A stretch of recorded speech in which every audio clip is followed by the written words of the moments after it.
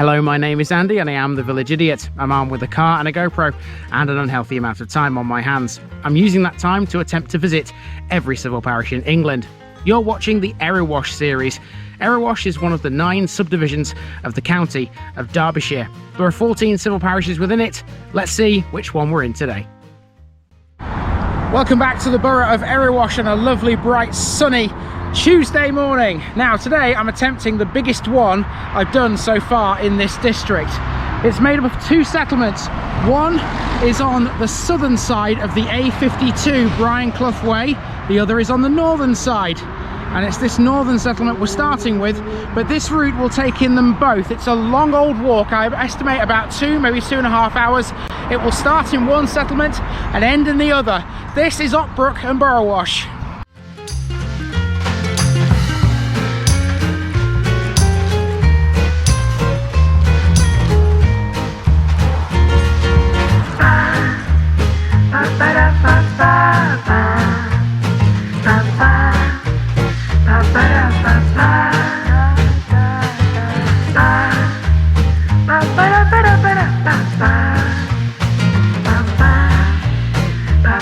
This Erewash episode is sponsored by Past Days, a family history blog by June Terrington. You'll find a link in the description.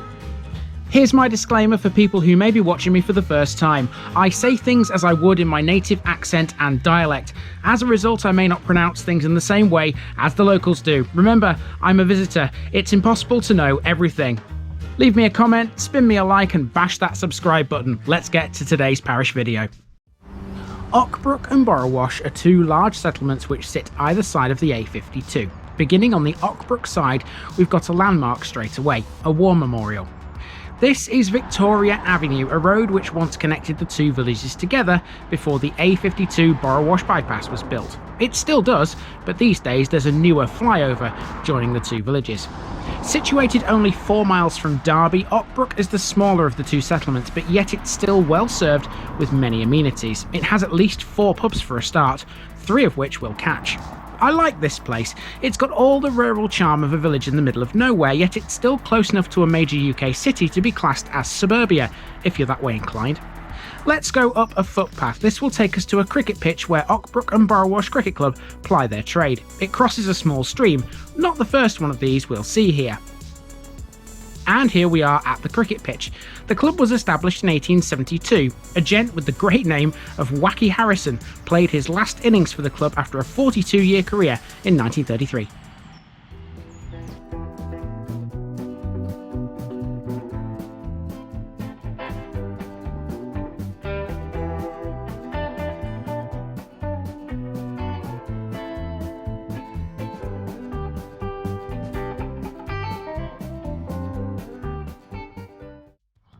Now, this cricket club's ground seems to go by 2 names. An online source says this is the Arthur Honeybun Cricket Ground. This sign, though, says differently, the Richard Davison Memorial Ground. Whatever the case, we're now over the ground and we're on Bakehouse Lane. This will take us to the most interesting part of Ockbrook, and you definitely don't see this next thing in every episode. At the top of Bakehouse Lane, the road turns right into the settlement. This is the Ockbrook Moravian Settlement. I'll explain a little bit about the Moravians in a few moments. In the far reaches of this shot is a Moravian Sunday school and lecture hall. A plaque on the wall shows that it was used as an auxiliary hospital for injured servicemen during World War I. If you're wondering where the Moravians originated, modern-day Moravia is in the Czech Republic, yet some of them ended up here just outside Derby. That's quite a contrast. This is the settlement's jewel in the crown, the Moravian Church. It was constructed in 1751, but its clock bears the date 1827. You might well have heard its bell tolling a few moments ago.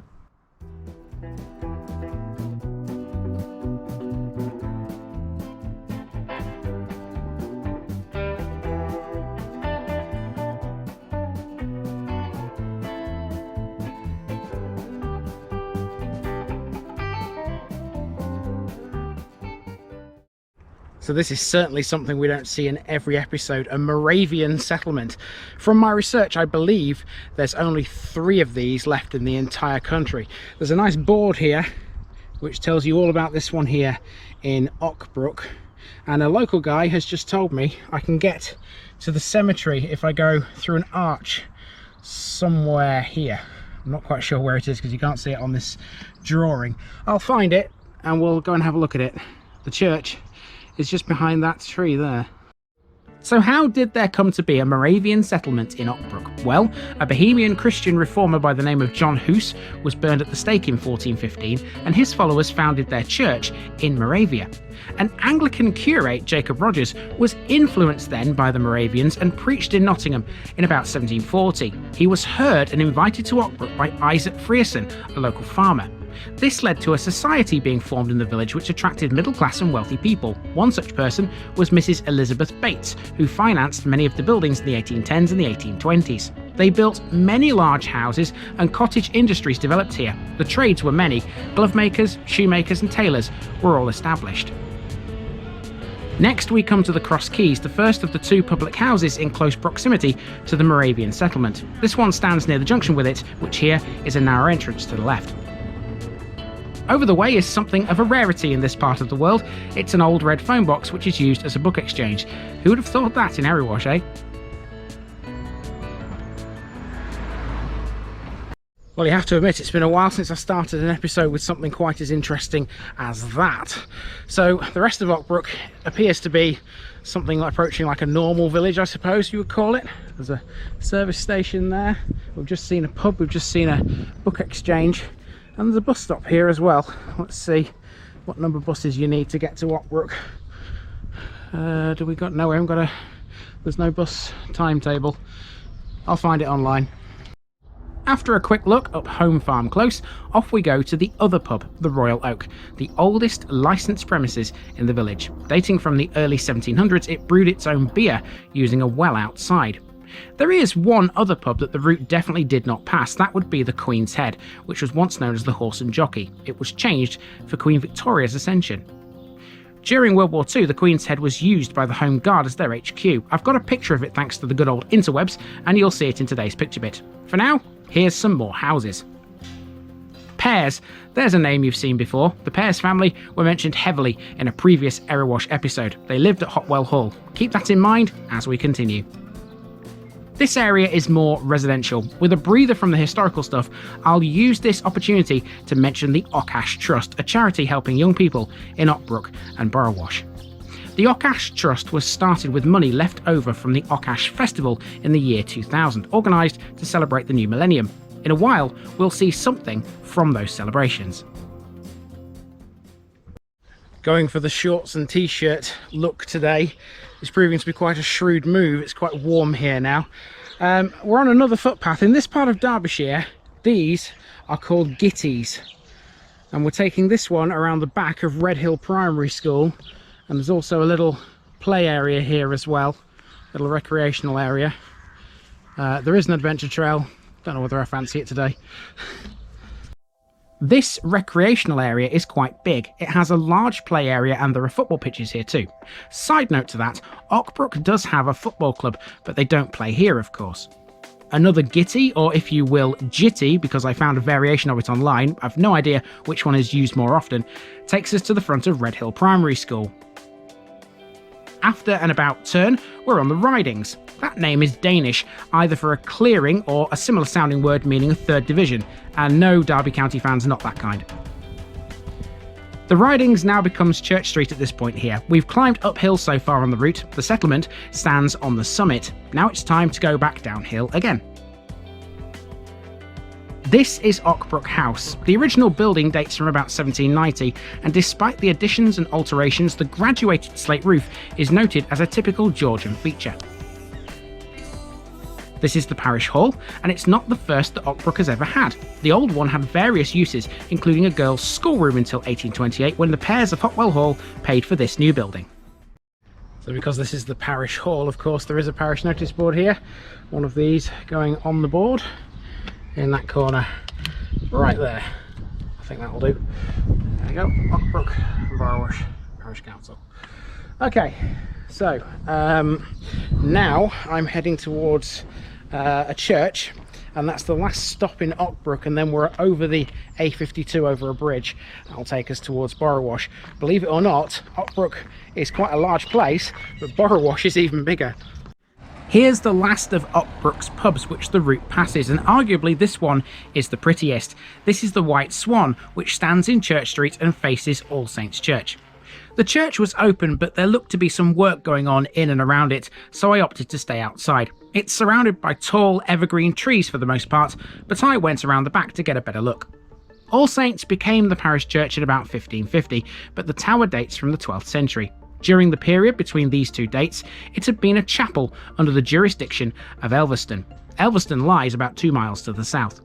Around the back of the church, there's this thatched property which I thought was pretty amazing. There's not many of these in Erewash, you know. The churchyard is also a good vantage point for Church Farm, where butter and cheese were still being made in the 1930s. That's pretty much it for Ockbrook. So how are we going to get to Borrowash? Here's how, by walking over this footbridge, which will take us over the A52 and into it via a public footpath. I wonder if they're called gitties in Borrowash. So now we're crossing the A52 between Ockbrook and Borrowash. This part of the A52 is called Brian Clough Way. Now, I'm well aware that a lot of people out there will be football fans and they'll know exactly who Brian Clough was, but for my viewers who don't do football, or my overseas viewers who haven't got a clue about him, he was a football manager and he managed both Derby County and Nottingham Forest. These ponies came running across all excitedly to see me as I made my way into Borrowash. They must have known they were going to be on YouTube. If only all humans were like that. Borrowash is much different to Ockbrook. It's hugely residential. This area we've emerged into is in the northeast of the settlement, and it's lined with straight rows of semi-detached housing. It's not all like this. In fact, the old centre of Borrowash is a far cry from this, but it still looks wildly different when you compare it to Ockbrook. There's no Moravian Settlement on this side of the A52. Speaking of Ockbrook, running through Borrowash is a stream named the Ock Brook. Ock Brook is named after a 6th century man called Ockash, apparently. This must have been his stream. On either side of the Ock Brook, there's open public spaces. On the western side of the brook is Dean's Drive play area. This has got a few things of note, including something I caught in my peripheral vision. It was a stone which was placed here during the Ockash festival in 2000 to commemorate the turn of the millennium. It saw a weekend of events with over 7,500 people taking part. So my route around Borrowash goes the other way. It doesn't go through Dean's Drive play area, but that was a nice little segue. That wasn't originally on the route. It goes the other way, it goes this way, and our next major stop is a pub. This area is again residential, so here's some history. Borrowash was, for most of its history, the second village in Ockbrook Parish, and the much smaller. It wasn't until the late 1800s it started to grow, and now it's the larger of the two villages. The biggest catalyst for the growth was the local industry. Now there's something we've heard before, right? Initially, trade boomed thanks to the Derby Canal when it arrived in 1796. That would gradually fall into decline after the introduction of the railway during the mid-19th century, and by the 1960s it was abandoned. The railway soon followed suit. Passenger rail services ceased in 1966 and the Borrowash railway station was demolished in 1994. Now, the only way to access Derby, Nottingham and other large towns is by road from here. With growth came sports teams too. The local football team, Borrowash Victoria, was founded in 1911. They're currently members of the East Midlands Counties League. Here's something though, the club originated in Borrowash, but they no longer play here. They relocated to nearby Spondon in 1984. There's definitely a marked difference, isn't there, between Ockbrook and Borrowash. You've got Ockbrook, which is full of really old worldy historical type things, and then you've got the much newer Borrowash, which is more to do with commuting, people living here, working in either Nottingham or Derby. We're on another gitty now. This one goes down towards Nottingham Road. Now we're on Nottingham Road, or if you're a fan of road numbers, it's the A6005. It's the other main route through Borrowash as well as the A52. Buses run along here. There are 3 bus routes which serve Borrowash. Services 9 and 9A run into Derby city centre, and Trent Barton also operate Indigo and I4 buses towards both Nottingham and Derby. Here's the pub I was aiming for. We're in an area here called Shacklecross, once a hamlet in its own right. The Nag's Head continues to trade as a pub on this site here and has done for over 120 years. Here's something else the route won't pass, but I will make a reference to. That sign is for the Ock Centre. Continuing west, we'll cross over Barnes Bridge next, over the Ock Brook again.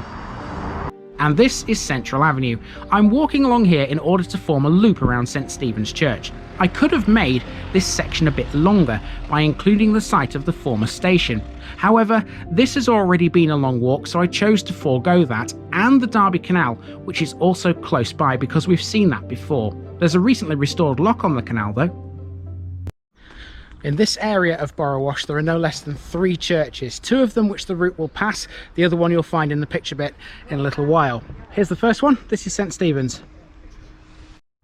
Ecclesiastically, Borrowash is within Ockbrook Parish, but it still has St Stephen's Church, which was built in 1899 by P.H. Curry of Derby, who designed many fine buildings in the county of Derbyshire. This is much older than the Catholic church you'll see in today's picture bit. There's a cross in front of this church, which is another war memorial, and it was unveiled in 1920. Both are Grade 2 listed. This is the Borrowash Methodist Church, which opened in 1900 after being built to a design by another Derby architect, John Wills. Now back on Nottingham Road, there's a run of shops to see until the road meets Victoria Avenue again at the centre of the village, at what is basically a staggered crossroads. These, of course, are its modern businesses, but historically this part of Derbyshire produced all kinds of things, ranging from textiles to elastic and tapes. Birkin's lace factory was the last to close in the village. The village also had different mills for some 800 years, including the Dale Abbey Corn Mill, which was run by monks, and there was also a fulling mill by the year 1300 to process wool and cloth. So this is very much the commercial centre of Ockbrook and Borrowash Parish. You've got a big co-op store here, a nice row of shops that you've just seen behind me, and there's also this very nice clock as well, and this was put here in 2002 according to the sign that's under it for the Golden Jubilee.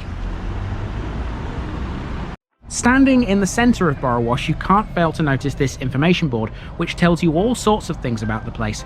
There's some good info on here about the old station, for example. In the early 1970s, the properties at the corner of Victoria Avenue and Nottingham Road were demolished and replaced by this small shopping precinct. The Foresters Arms once stood here. I see there was a stellar effort made by the Borrowash locals to make sure the Jubilee was well celebrated. In fact, everywhere in Erewash seems to have made a great effort. Our last section takes us up Victoria Avenue again, the southern version this time, which will eventually take us back to where I parked the car, close to the Borrowash bypass. As mentioned earlier, Victoria Avenue was diverted to cross over the A52 after it was constructed. This part of the road passes more shops and then some larger residences and the Ashbrook schools. In between those are some older terraced cottages and an old primitive Methodist chapel built in 1903, now closed, but the building still serves the community as the Borrowash Library. Here's one for the seasoned viewer, because my memory is shocking. I've just been looking at these terraced houses, trying to remember where we saw a terrace like this that was the longest in the country. If anyone can remember where it was, let me know in the comments down below. I was just looking at this thinking it might be this might be longer. In fact, it can't be, because otherwise it wouldn't have said that in whichever episode it was. But it's quite a lengthy terrace, isn't it? Anyway, I am but a few paces away from the car and the end of the route around Ockbrook and Borrowash, which means you guys need today's picture bit.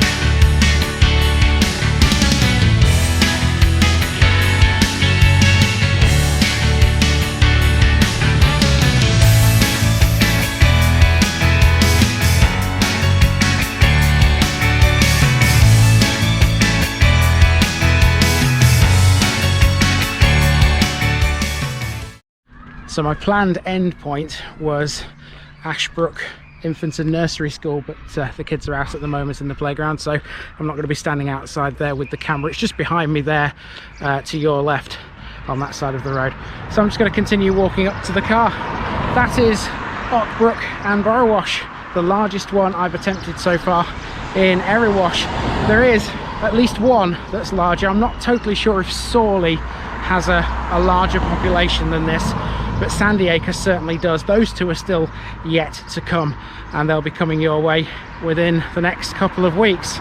For now, this has been the parish of Ock Brook and Borrowash, and I've been Andy, also known as the Village Idiot, and I'm out.